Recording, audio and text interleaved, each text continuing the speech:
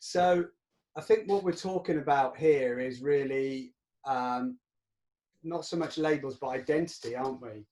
And I remember talking to you quite early about how I'd made the conscious decision to not define myself by my disability. So no longer would I want to say, my name's Steve, I've got relapsing remitting or whatever. And I was, because I kind of get it that MS is a continuum and you're somewhere on that journey. And I was thinking, well, actually, I'm not that. I'm Steve. And more than just having MS. And, you know, I would traditionally say, you know, I'm Steve. I've had MS. This is my 27th year.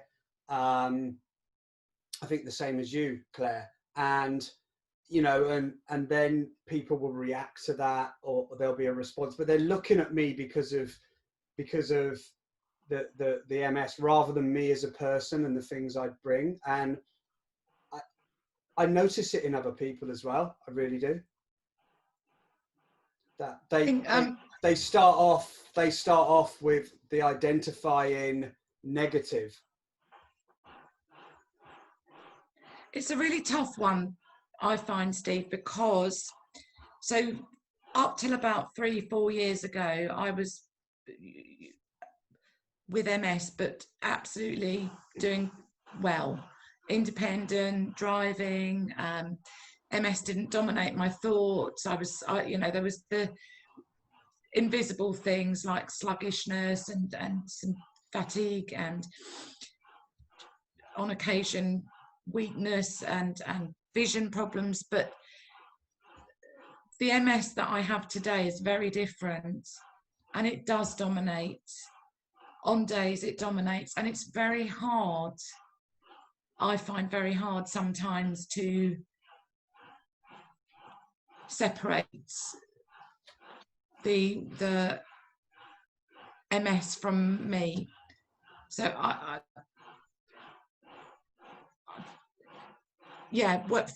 I've been in a lovely place for many years with MS, where I didn't have to consider it much at all. And now I struggle to not have it the most dominant thing in my mind most days, and that's not a positive thing to give to anyone. Yeah. So yeah. So, you know, that's bigger than who you are. You feel it becomes who you are, not part of who you are. It becomes who you are. Yeah. Who I am today. Yeah. Yeah.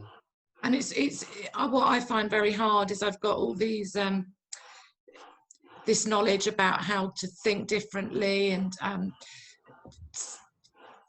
separate myself and my identity, because actually my core essence is just me and my the beauty and the uniqueness of me. And I know all that, and when I'm on a roll, I can think that way, but it doesn't take much of a reminder that shit, I then get up from the sofa and I wobble and have to find something to hold on to go and put the kettle on. And I think, oh, damn you, you've caught me off guard. I was doing well sat on the sofa in my thoughts of I'm a brilliant human being, etc. And yeah, so sometimes I'm doubting my own knowledge of yeah, you know, okay, I can't walk so well, but it seems to be bigger than that. It dominates me in a bigger way than that. Dominates you bigger than the person sawing in the background? Actually, it's a spray gun, Steve. Oh, is it? Okay. Yeah. All right. Okay. But I guess the analogy of that is we've always got something in the back of our mind, haven't we? You've always got, I've got that as well. Like we talked about briefly, always in the back of my mind is what could be, you know, and it's like, what's in the room next door for me? And that can be quite a lot of pressure sometimes. You know, on any level, it can be like just appreciating what you've got at the moment without thinking what's to come, you know, and actually being, because you can't do it, well, you can do things about it, but it's, you know, worrying about it isn't going to make it go away. It's just going to make it worse. So it's really hard, isn't it? And like you say, you know, the mental stuff, but it's really hard when you're applying it to yourself, isn't it? Do you know what I think as well? And looking back at the me before the decline, I wasn't worried. I wasn't consumed with what might be, what, you know, what might change one day. I was really quite dismissive of its. I don't think I ever believed that it would affect me in the way I saw it affect others. Okay. I thought, do you know what? I'm really lucky. I've had this for 25 years and barely a, you know, of the, some, like I say, some of the sort of subtle indoors things, but barely a worry about, God, I'm going to end up like them. Mm. And that's what's kind of knocked me sideways, that I thought, oh my God, how stupid was I to be thinking that none of that would happen to me. But maybe there was something lovely in that, because I didn't hold back for all those years. It drove me, maybe at an unconscious level. I was always a doer and seeking things out. Whereas I know well people who don't have half that drive, and I think, what? But you're well, go and have a try at this and do that and throw yourself into that, and they don't. And so maybe at an unconscious level I was thinking about it, because it did give me nudges all the time. Yeah. No, I understand.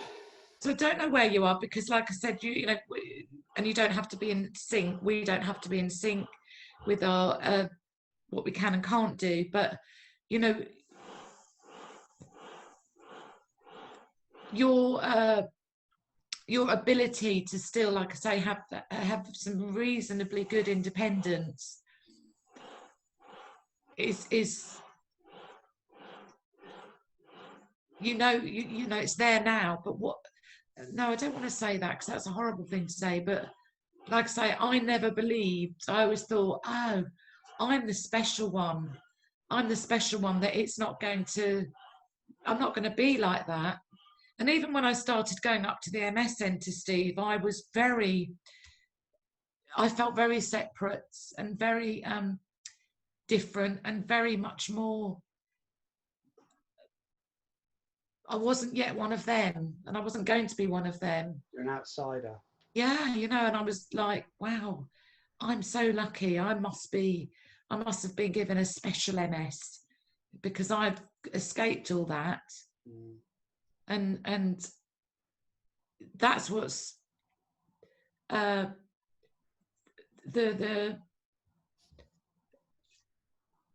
grief. Although the diagnosis came in my 20s, the grief only started about 3 years ago. Wow. So that's really powerful, Claire. Really powerful. Thanks for sharing that. Okay.